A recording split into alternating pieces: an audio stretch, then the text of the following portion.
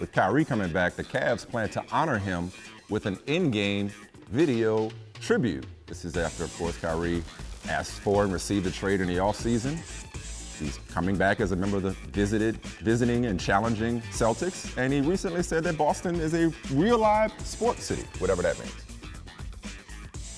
All right, and I'm honored to have the Jump's Rachel Nichols jump in on the six with me. Rachel, does it feel a little too soon for the Cavaliers to be honoring Kyrie Irving? It's too soon to be too soon, that kind of thing? Yeah. I mean, look, if you're the Cavs, don't you just kind of want this storyline over with as quick as possible? If you don't do the video tribute now, then all that lingers on opening night is Kyrie said this about the city of Cleveland. He said that about the city of Cleveland.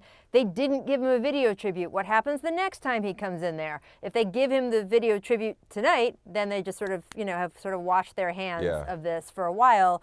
Oklahoma City, it's interesting to remember, Michael, they don't do these. They say it's their team policy. They do not do this when a player comes back, which is why we didn't see one for Kevin Durant last season.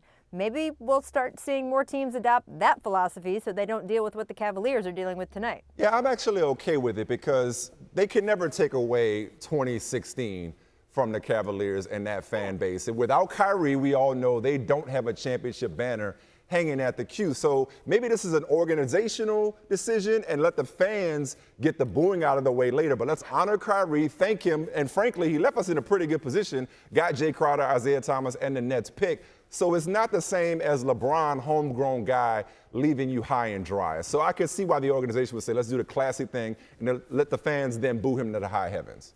Yeah, I mean, the team has said they're not quite sure when in the game they're going to run the video tribute You got to do it at the beginning, Kyrie. right? You got to do it right off the top.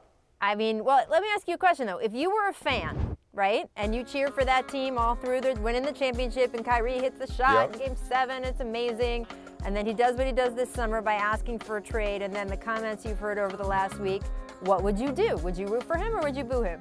I would cheer for the video presentation at the beginning of the game, and then the rest of the game, I would lose my voice booing for him.